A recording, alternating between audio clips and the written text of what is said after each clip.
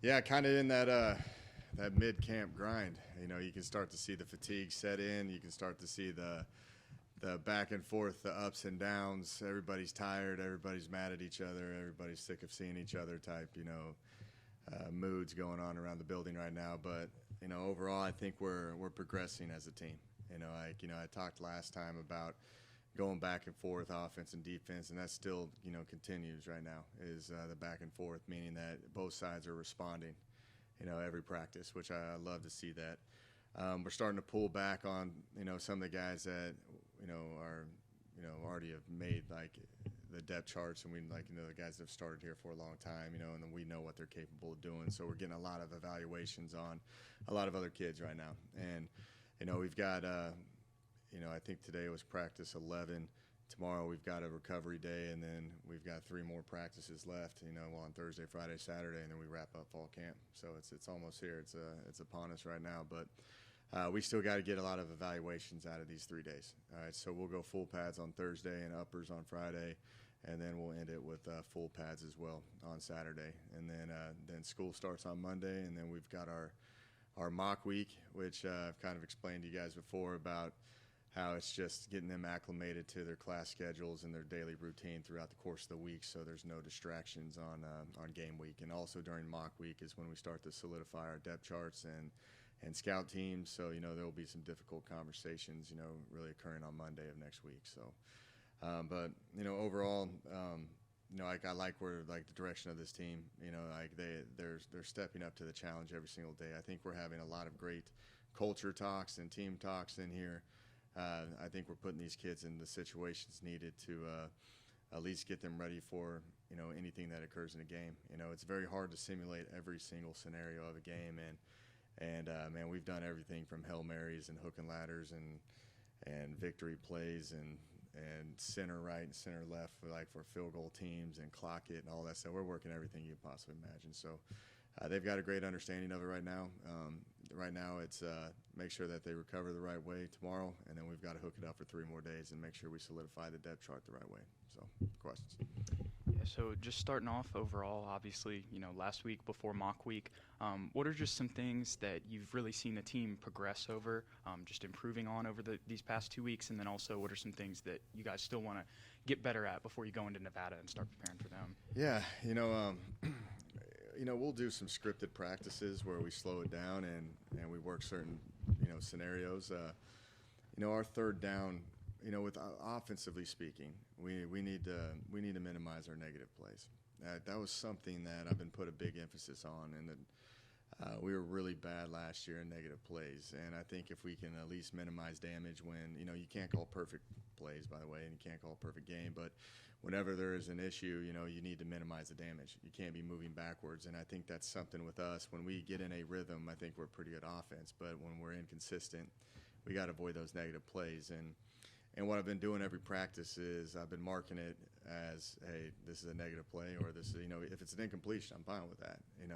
That's going to happen. That's part of the game. But the sacks and the negative yard runs and just kind of little things like that we can control, that's kind of been the emphasis. And on Monday we were extremely poor on offense, and then today we came out and we're a lot better on offense. And defense, it's the third downs is what we've been talking about.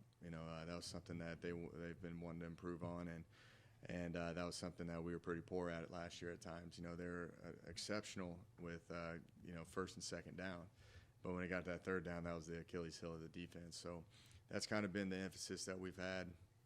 Now there's a lot of other things that you're going to improve on, depth, and I think the competitions will solidify out all that. But from just a schematic standpoint, and just from the X's and O's sides, we need to eliminate negative plays offensively, and we need to be better on third down defensively.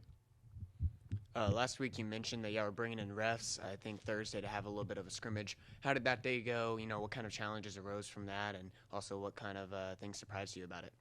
Yeah, that was a really fun day, in terms of, I just love the whole, football side of it, the competitive side of it, and it's actually, it's reffed by, not our strength coach and our equipment managers. So, it was actually real football, with the timing, setting the chains, working the 40-second clock, the substitutions, the headset communication, And we put them again, and like we wanted to do a lot of situations and scenarios because we knew it would be pretty accurate. So we did a lot of 2-minute and 4-minute and coming out situations. And there were some, when you do 2-minute drills, like, I've called a lot of 2-minute drills in my life, and you'll be surprised every single time you do one, you'll come up with another scenario and situation that you've never been in, and there was a couple of situations where the referees were, having to discuss, like when the ball is started, like defensive helmets get popped off in the middle of a play. Does the clock stop? When does it start? All of those nature things. So it got pretty interesting. But I thought it was a very balanced scrimmage, back and forth. That was probably the most even day that we've had.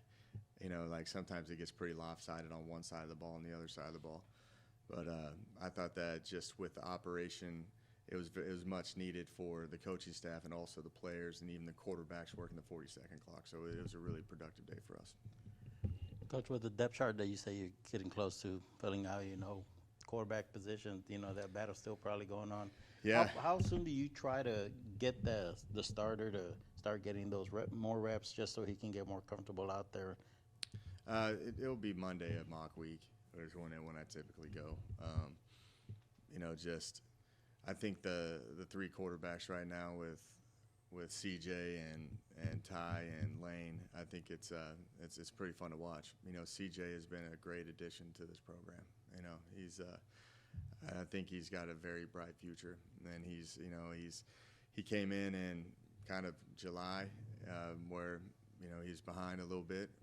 But I'm saying he cares. He's up here working. He's everything that you ask for in a quarterback. So he's really made this competition pretty interesting because it started off where it was just repping Ty and Lane, with the ones and sprinkling him in, and now he's getting even reps with everybody right now because he's finding ways to move the ball.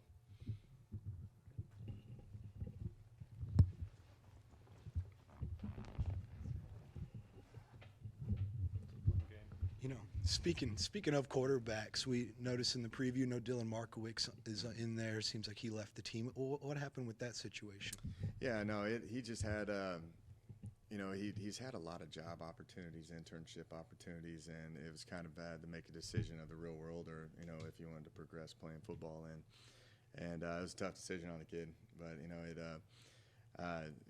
he's content with everything. He's in a really good spot. He left on great terms, but he was pursuing another opportunity that I think is very beneficial for him and his family. And, I wish him the best of luck. His brother's still on the team, too, so we'll be seeing him around a little bit more, too. Coach, you mentioned trying to avoid negative plays, and the officials were there for the scrimmage on Thursday. How much were penalties addressed? A lot. Hey, that was something that I wanted them to do. I wanted them to throw holdings and false starts and pass interference. Those were the things that I think when you practice and without referees, we normally never really kind of monitor that. It's just like you coach it on tape and you move on, but now there's actually a consequence with it, so like you're moving back, and it was really good for us to get those penalties in and actually address it. But we've been doing decently well with penalties right now, for the pre and post snap penalties and the things that we can control. You're going to have those holding calls and PIs occasionally. There's new rules with defensive holding now with automatic first downs, and there's also illegal touching and all that, which is with the offensive line or an ineligible receiver that ends up being lost it down into. So we're adding all these rules into it, that are good for us to address. There's also new rules with the chop blocking.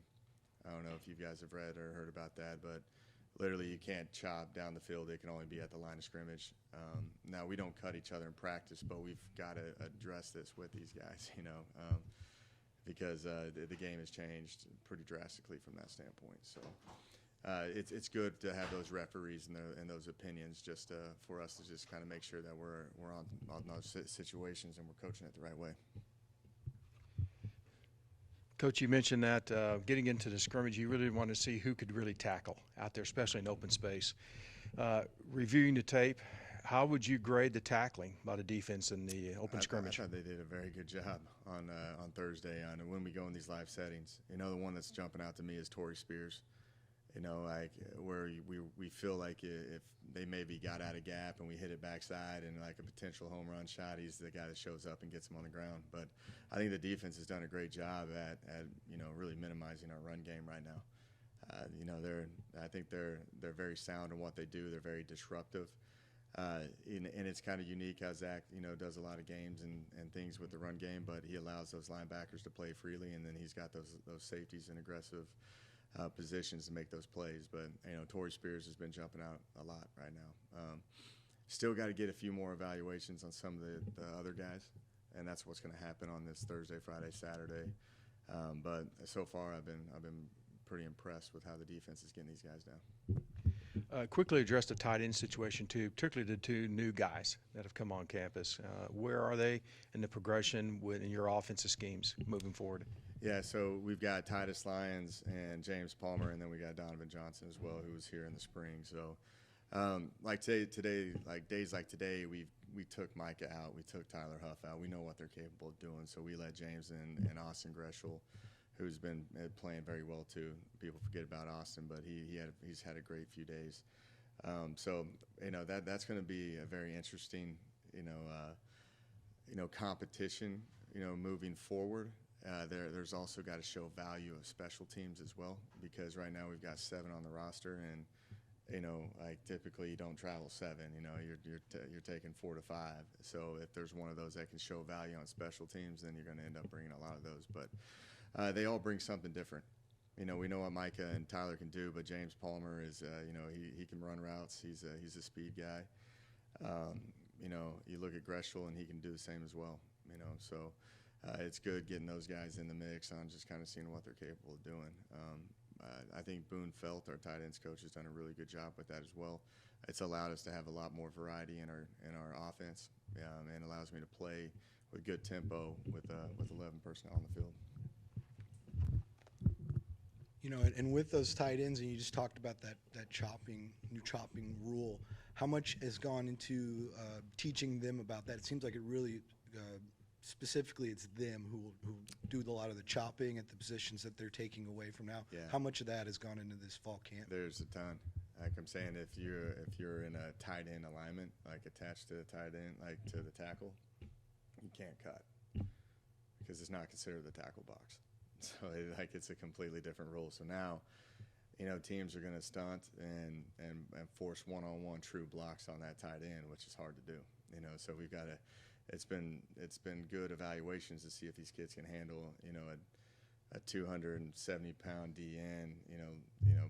Being at full contact with the tight end to see if he can maintain a block and be disruptive enough to keep the play moving. So. That's the hardest part right now. But so you're going to see you're not going to see really much cutting.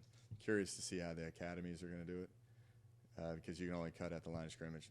You have a 1-yard initial surge, and you can't do anything downfield or, wherever you're at. So it's going to be pretty interesting to see how lenient the referees are on calling this. So, how much do you think it would affect your game plan at all? Does it really mess with your offense that much? It doesn't.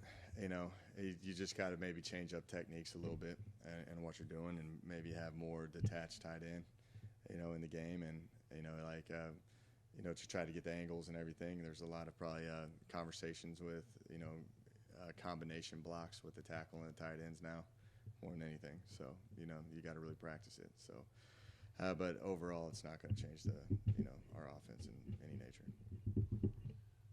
Coach, when it comes to special teams, you know what you have in place kicker and punter, Seth Keller and Seamus O'Kelly, but one of the positions in which you don't have returning is kickoff specialist. How has that been going so far in camp? Yeah, no, you mean a returner? No, I mean like who's kicking off deep? Oh, the specialist. Oh, the kickoff guy. Okay. I've never referred to it as a specialist before, but yeah, you got Mason Shipley right now, who's doing a really good job. You got a lot of guys right now that are capable of doing it. I think you even look at Nunez from a punting standpoint. I think he's in the mix for a lot of things because he's got a live leg. Shipley is our kind of I've been calling Seth Keller, like our sand wedge, like he's the most consistent guy. Like when he's like the pitching wedge right there, just from the 30. But like if we need the kickoff leg, he's capable of doing it from. He hit a 58-yarder in practice the other day. So. So in he's a the live driver? setting. So he's the driver. Okay. Maybe a 4-iron hybrid, whatever you want to call it. But I think they're all really good at what they do, and we're finding a mix of how it is. Seamus is really good at the sky punts and pinning them inside the 5. You got the long range field goal guy. You've got the short range field goal guy, or just a regular field goal range guy like what Seth is. Seth is very consistent. Obviously broke a school record, and he's first team all conference for a reason. And the kickoff guy, Shipley's going to be a pretty good one, man. Does after losing Jake Bates last year, it's a great addition. It is. You did reference returners, so kind of staying on that note, last year, because of injuries or whatever the case may be, it was a kind of a revolving door. When it came to punt returners, kick returners, how are those positions lining up right now? Yeah, it's really fun to watch because I think we've got a pretty good group of them now. Because like you got Ashton Hawkins back there who's been repping like crazy, and he's being consistent. Toe Groves is very smooth with what he does, but like we're putting all sorts of guys back there from Charles Brown. You always have Tweeter back there as well as an emergency case, but we got some guys that are doing some pretty explosive stuff with Charles Brown and Toe Groves and Ashton Hawkins. Just talking about Boonfelt, you mentioned him earlier. How's it been like for you to just kind of watch him grow into this role after he was kind of thrust into it from the GA position? Yeah, no, Boone's been ready. He's a coach's kid. There was no hesitation with me. I think Boone's going to be an unbelievable O-line coach in the future. He's already ran an O-line room at UTPB.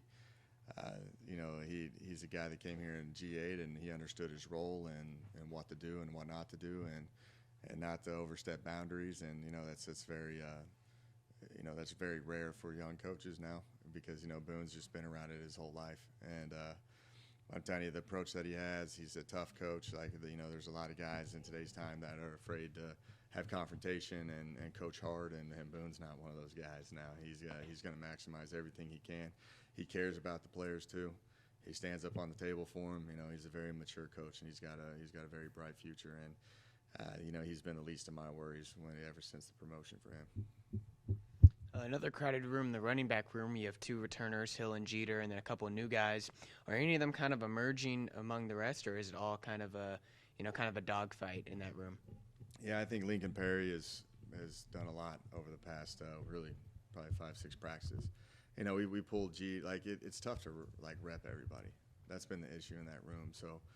I think Calvin and Jeter get bored the entire practice because I pull them the entire time because I need to get evaluations of Lincoln and Demarius Good and Josh Berry. And I think Lincoln has done an unbelievable job.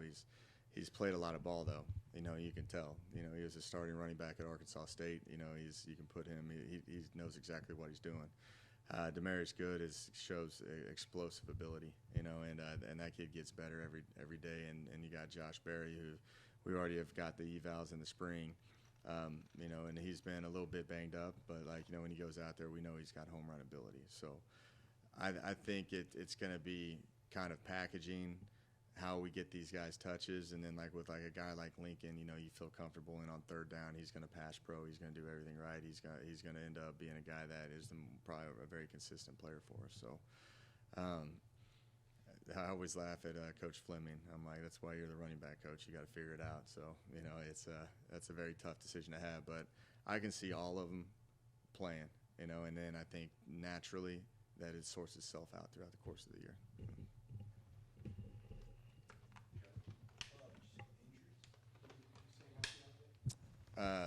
Injuries. Kev's talking about injuries. Really none. We had a couple of concussions early, and that was about it. And I have nothing really severe. Had a couple guys go down. Early in camp, but for the majority, the most part, we got everybody healthy right now. So we got to finish the rest of this week out healthy and feeling a good spot. We talked about Evan Lavelle. He's been hurt as well, but he's kind of a day-by-day basis, and we'll just see kind of where that goes. So, but right now, I'm pleased with that. That's why I'm not tackling. We did a full controlled scrimmage today, it's not very realistic, but I'm just to that point where like I don't want to be tackling any of these guys right now. Just try to get healthy and make sure that we're doing the right things.